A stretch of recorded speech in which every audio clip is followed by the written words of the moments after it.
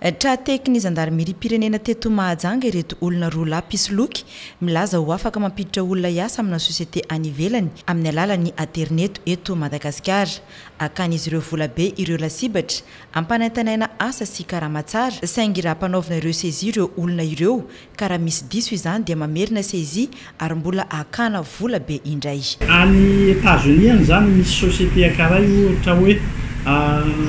derasina ministera iray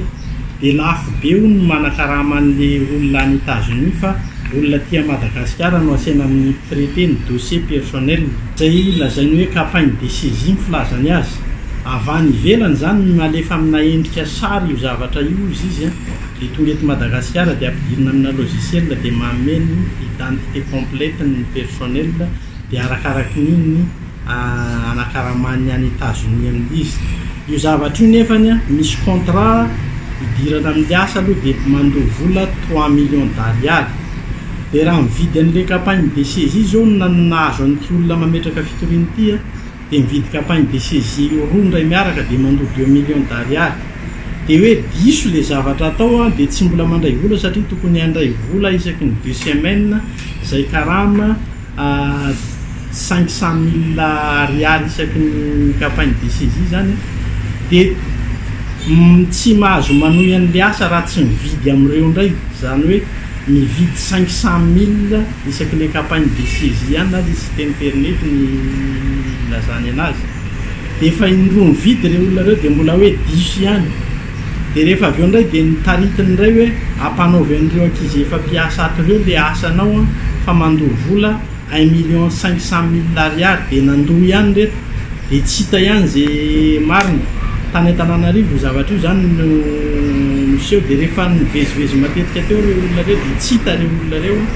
de kanjo mifankahita tampoka aty Mahajanga de nasainy hoe mbola mandoa vola ndre mandeha ndray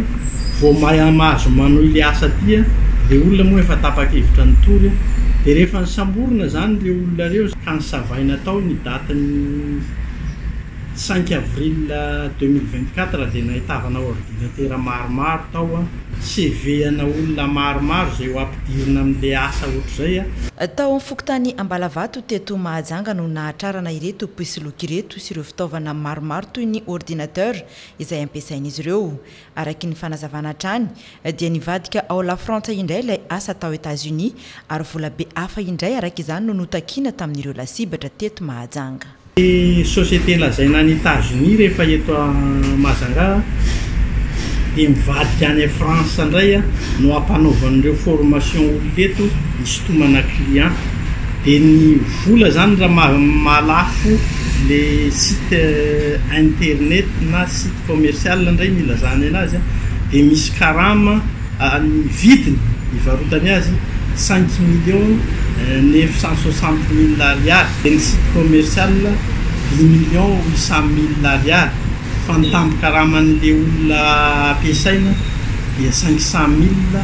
ariary isaky ny asa vita nefa ny hatramin'izao koa zany le ankizy miasa reo de mbola tsisy nandray vola fa mitovy an'io fa atao tany Antananarivo ihany rehefa nanontaniana itsotsotra moa reo le olona voasambotra reo de le teny andoha-tampenaka teny izy ireo taloha de am'izao fa lazainy mifindra any akaikin'izay raha robika any ndray koa fa hanelany toerana io